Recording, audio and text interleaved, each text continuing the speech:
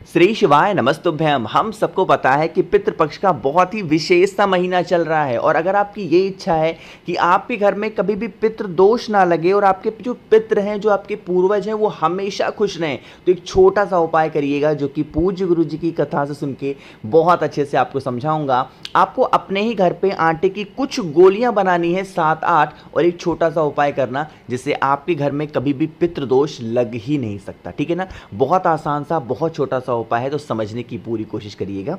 जैसे यहाँ पे आप सभी को आटे की गोलियां दिख रही हैं, ये तो बहुत बड़ी बड़ी गोलियां हैं। इतनी बड़ी गोलियां मैंने दिखाया इसलिए कि आप समझ पाओ। छोटी छोटी गोलियां खूब बना लेना। कितनी बनाओगे? जितनी इच्छा हो। मन हो 10 बना लो, मन है 100 बना लो, मन है 500 बना लो, उससे मतलब नहीं है। बस बहुत ही छोटी छोटी गोलियां आपको बनानी है। कहोगे भैया इसका हम क्या करेंगे? देखो, मैंने आप लोग को बताया है, अपनी जितनी भी वीडियोस हैं उसमें एक बात मैंने आपको बता रखी है कि जो 3 जीव हैं जो जमीन के ऊपर रहते हैं और वो पितरों के तुल्य होते हैं। सबसे पहला नाम आता है कौवे का, दूसरा जो नाम आता है वो है गौ माता का, और जो तीसरा नाम आता है वो होता है कुत्ते का। लेकिन एक और ऐसा जीव होता है जो जल में रहता है और वो भी पितरों के तुल्य होता है। जैसे हम गौ माता को कोई भी चीज खिलाते हैं तो ऐसी मान्यता होती है कि वो हमारे पितरों तक पहुंच रही है। उसी प्रकार अगर हम जल में रह रही मछलियों को आटे के दाने को इस पितृ पक्ष के दौरान पे अष्टमी तिथि के बाद में किसी भी दिन अगर खिला देते हैं तो सीधा हमारे पितरों के पास पहुंचता है और इससे हमारे पितृ तृप्त होते हैं, खुश होते हैं और हमारे घर में कभी भी पितृ दोष नहीं लगता। अब बात ये आती है, भैया क्या हम बहुत नजदीक जाकर के मछलियों को डाल सकते? नहीं। आप कहीं से भी, कितनी भी दूरी, कितनी भी ऊंचाई पे खड़े होकर के मछलियों को आटे की कुछ गोलियों को आपको डालना है। और डालने का तरीका मैंने आपको बता रखा है। क्या नाम लेके डालोगे? यहां पे भी आपको पितृ देवता आर्यमन का ही ध्यान करना है। किसका ध्यान करोगे? पितृ देवता आर्यमन का ध्यान करके आटे की कुछ गोलियां आपको मछलियों को खिलानी है। एक और डाउट होता है, भैया हम लोग बहुत बड़े शहर में रहते हैं, हमारे घर के आसपास में कोई भी मछलियां नहीं है, अब हम क्या करें? अगर आपके घर के आसपास में कोई भी नदी, तालाब, सरोवर नहीं है तो आपको जाना होगा पीपल वृक्ष के नीचे। ठीक है ना, क्योंकि जो पीपल का पेड़ होता है वो भी किसके तुल्य होता है? हमारे पितरों के। तो आपने जो आटे की गोलियां बनाई है उस आटे की गोलियों को नीचे पीपल पेड़ की जड़ में वही नाम लेंगे, पितृ देवता आर्यमन का ध्यान करते हुए आटे की कुछ गोलियां पीपल पेड़ के नीचे अगर आप रख देते हैं तो वो भी हमारे पितरों तक पहुंचती है और इससे जो हमारे पितृ होते हैं वो तृप्त होते हैं और कभी भी हमारे घर से, हमारे परिवार से नाराज नहीं होते। ठीक है ना। करके देखिएगा, इससे इजी, इससे आसान उपाय आपको नहीं मिलेगा। तो आप सभी लोगों को अपने घर पे इस उपाय को करना होगा, चाहे बाहर जाओ तो फिर कहीं से भी कर लो। ठीक है ना। पहला उपाय समझ में है। आगे बढ़ते हैं पितृपक्ष में करने वाले हम लोग अपने दूसरे उपाय की तरफ। यह उपाय अभी मैंने 4 दिन पहले समझाया, बट यहां पे ज्यादातर लोगों ने इस उपाय को समझने में दिक्कत करी और नहीं समझ पाए। वही उपाय यहां पे रिपीट कर रहा हूं, एक बार ध्यान से समझ लो। अभी काफी दिन बचे हैं पितृपक्ष को खत्म होने में। इस उपाय को कर, कोई उपाय करो ना करो, लेकिन इस उपाय को तो जरूर कर लेना। ठीक है ना। चलो समझने की कोशिश करते हैं। अब इस उपाय के सबसे पहले समझ लेते हैं बेनिफिट क्या है, कि अगर आपकी इच्छा ही नहीं पूरी हो पा रही है तो आप इस उपाय को जरूर करेंगे। क्या करना है? आपको लेना है चावल के 3 दाने। चावल के दाने मतलब क्या है कि खंडित दाना नहीं होना चाहिए कहीं से भी। आपको पूरा खड़ा खड़ा चावल का दाना लेना 3। ठीक है ना। 3 चावल के दाने के साथ में 3 सफेद पुष्प लेने हैं। अब यहां पे आपको सफेद पुष्प के रूप में दिख रहा होगा गुलाब का फूल। अरे दिख रहा है कि नहीं दिख रहा? तो आपको क्या करना है, कोई जरूरी नहीं है कि गुलाब का ही फूल लो, कोई सा भी आप सफेद पुष्प ले सकते हो जो आपके घर के आसपास हो। ठीक है ना। 3 चावल का दाना, 3 फूल, एक छोटी सी कटोरी लेंगे और उस कटोरी के अंदर 3 चावल का दाना डालेंगे और इसी कटोरी के अंदर जो 3 फूल मैंने आपको दिखाया उस 3 फूल को डाल देंगे। 3 चावल का दाना, 3 फूल डाल करके आप इस कटोरी को उठाना और आपके घर के एक का जो मेन गेट होता है, एक तो लोहे वाला होता है, लोहे वाले गेट के पास नहीं। जब हम लोहे वाले गेट से अंदर एंट्री लेते हैं तो आपको लकड़ी का मेन गेट दिखाई देगा। अरे दिखाई देगा ना।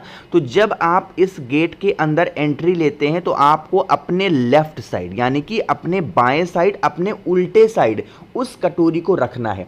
एक चीज का ध्यान रखिएगा, कभी भी कोई भी चीज उपाय करो तो चौखट के अंदर नहीं करना चाहिए। कहां पे करते हैं? चौखट के बाहर आपको उस कटोरी को रखना होगा। रात भर रखेंगे, शाम के टाइम पे रख दो और पूरी रात रखा रहने दो। लेकिन जब रखोगे तो उस कटोरी को किसी भी प्लेट से, किसी भी चीज़ से ढक देना। अगले दिन जो भी तिथि पड़ती हो पितृपक्ष की, अगले दिन सुबह सो करके उठेंगे, आपको क्या करना है, इसी जो कटोरी है, इस कटोरी के बगल में एक दीपक जलाएंगे, एक दीपक प्रज्वलित करेंगे, और ये भी आपकी लंबी बत्ती की होगी। और जब आप इस दीपक को जलाएंगे तो आपका जो मुख होगा वो कौन सी दिशा में होगा, साउथ डायरेक्शन, यानी कि दक्षिण दिशा की तरफ आपका मुख होगा। इस दीपक को प्रज्वलित करेंगे। जब यह दीपक ठंडा हो जाए, फिर आपने यहाँ पे जो कटोरी रखी है उस कटोरी को पूरा उठाना, और उठाने के बाद में चाहे तो आप अपने घर के गमले में शिवलिंग बना लो, या फिर आपके घर में अगर महादेव का शिवलिंग है तो वहाँ पे जा करके सबसे पहले उन 3 फूल को, और जो 3 चावल का दाना और 3 सफ़ेद पुष्प है, उसे अपने हाथों में लेकर के एक नाम बोलना है। और एक नाम नहीं, वहाँ 3 नाम बोलना है। पितरों की बेटियों का स्मरण करना है, जो कि नाम होता है आपका मैना, धन्या और कला। कौन सा नाम है,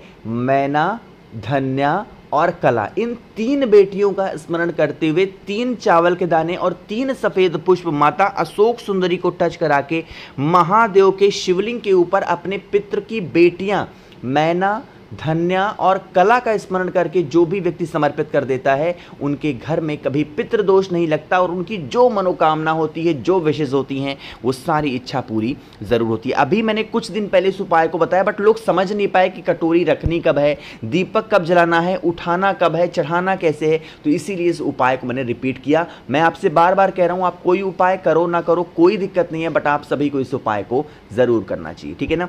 हम लोगों ने यहाँ पे 2 उपाय की बात कर ली है। आगे बढ़ते हैं इस वीडियो के हम लोग अपने तीसरे उपाय की तरफ, जो कि आपको करना है, ये भी चावल के दाने के साथ। क्या है और कैसे करना है, क्या इसके फायदे हैं, मैं आपको तब बताऊंगा जब आप सभी लोग करेंगे वीडियो को लाइक। जिसने भी अभी तक चैनल को सब्सक्राइब नहीं किया, जल्दी से करिएगा चैनल को सब्सक्राइब, ठीक है ना। बहुत ही आसान सा उपाय है, समझने की कोशिश करिएगा। यह उपाय होगा अगर आपके घर में बीमारी पीछा नहीं छोड़ रही है और कहीं ना कहीं वो बीमारी पितृदोष की वजह से है, तो आप सभी को उपाय ज़रूर करना चाहिए। एक चुटकी या फिर एक मुट्ठी कह सकते हो, बहुत ज़्यादा नहीं, बट एक चुटकी ले लो, या फिर एक मुट्ठी चावल का दाना आपको लेना है। चावल का दाना लेने के साथ में आपको एक पत्ता लेना है। अब एक पत्ते में क्या हो सकता है, 3 वृक्ष पितरों के तुल्य होते हैं, मैंने आपको समझा रखा है। एक होता है पीपल का पेड़, एक होता है बरगद का पेड़, और एक होता है आपका बेल का पेड़। इन तीनों वृक्ष में से कोई भी एक वृक्ष की जो पत्ती मिल जाए, उस पत्ती को लेंगे। उस पत्ती के ऊपर जो आपने एक मुट्ठी चावल लिया है उसको रखेंगे। रखने के बाद में जो व्यक्ति आपके घर में बीमार पड़ा है, जो भी व्यक्ति घर में बीमार पड़ा है, पितृपक्ष के किसी भी एक दिन उसके कमरे में उस पत्ते पे रखा हुआ उस चावल के दाने को पत्ते के साथ में उसके कमरे में कहीं पे भी रख देना। अगले दिन जब आप सुबह सो करके उठना, तो उस पत्ते को उठाना, पूरे घर में एक बार अपने पितरों का स्मरण करते हुए, ध्यान करते हुए घूम लेना, और उस पत्ते पे रखा हुआ जो भी चावल का दाना होगा, आपके घर के आसपास में कोई भी नदी हो, तालाब हो, सरोवर हो, कुआं हो, बावड़ी हो, उसमें डाल देना। और नहीं है तो मैंने आप लोग को तो 3 वृक्ष बताए ही हैं, चाहे तो पीपल पेड़ पे डाल देना, चाहे तो वट पेड़ पे डाल देना, या फिर बेल पेड़ के नीचे रख देना। यकीन मान लीजिए, अगर इस उपाय को आपने करके देख लिया तो आपके घर में कभी कोई व्यक्ति बीमार नहीं पड़ सकता, ठीक है ना। आगे बढ़ते हैं इस वीडियो के हम लोग सबसे आखिरी और बहुत ही छोटे से उपाय की, जो उपाय का नाम होता है खुशियों का उपाय। बहुत ही आसान सा उपाय। अगर किसी भी कारण से आपके पितृ आपसे नाराज चल रहे हैं, आपकी फैमिली से नाराज चल रहे हैं, और वो आपसे अगर खुश हो गए, तो आपका जो पूरा परिवार है वो खुश हो जाएगा। उसके लिए आपको लेना है 1 चुटकी लाल चंदन। बहुत ज़्यादा मत लेना, बस आपको 1 चुटकी लाल चंदन की ज़रूरत है। 1 फूल ज़रूरत है। अब 1 फूल में चाहे कनेर का फूल ले सकते हो, चाहे कोई सफ़ेद फूल ले लो, लाल फूल ले लो, जो आपको फूल समझ में आए फूल ले सकते हो। 1 चुटकी लाल चंदन। अब पितृपक्ष का उपाय है तो हम सभी को काला तिल तो ज़रूर लेना चाहिए, तो 1 चुटकी काला तिल भी लेंगे। फिर आपको एक छोटी सी कटोरी लेनी, लोटा लेना, प्लेट लेना, जो कुछ भी लेना, उसके अंदर थोड़ा सा जल भरो, और इसी के अंदर थोड़ा सा गंगा जल भरो। जो 1 चुटकी आपने चंदन लिया है, उस 1 चुटकी चंदन को डाल देना, और जो काला तिल लिया है उसको डालेंगे। पुष्प को इस जल के अंदर नहीं डालेंगे। फिर आप इस कटोरी को उठाना, आपके घर में जो महादेव का शिवलिंग हो वहां पे कर सकते हैं, या फिर आप अपने घर के गमले में भी महादेव को बना करके इस उपाय को कर सकते हैं। सबसे पहला काम करना है, पुष्प को साइड में रखना है। महादेव के शिवलिंग के ठीक ऊपर, एकदम ऊपर आपको क्या करना होगा, जो आपने कटोरी में लाल चंदन और काले तिल का जल है उसको समर्पित करेंगे पितृ देवता अर्यमन के नाम से। और आपके घर की जो प्रॉब्लम है, जो समस्या है, आपको महादेव के शिवलिंग के ऊपर उस एक सफेद पुष्प को इस पितृ पक्ष के दौरान जो भी व्यक्ति समर्पित करता है, उनके घर में कभी पितृ दोष नहीं लगता, उनकी पूरी फैमिली, परिवार उनका खुश जरूर रहता है। तो मैंने कोशिश की है आप सभी को अच्छे से समझाने की, हर एक चीज़ों को। अष्टमी तिथि के बाद में कभी भी आप इस उपाय को कर सकते हैं। बाकी वीडियो पसंद आई हो तो लाइक करिएगा। कुछ पूछना है, नहीं समझ में आया, नीचे कमेंट सेक्शन में पूछ सकते हैं। और मेरे जितने भी भाई बहन आवाज़ मेरी पहली बार सुन रहे हैं, चैनल को ज़रूर सब्सक्राइब करेंगे। श्री शिवाय।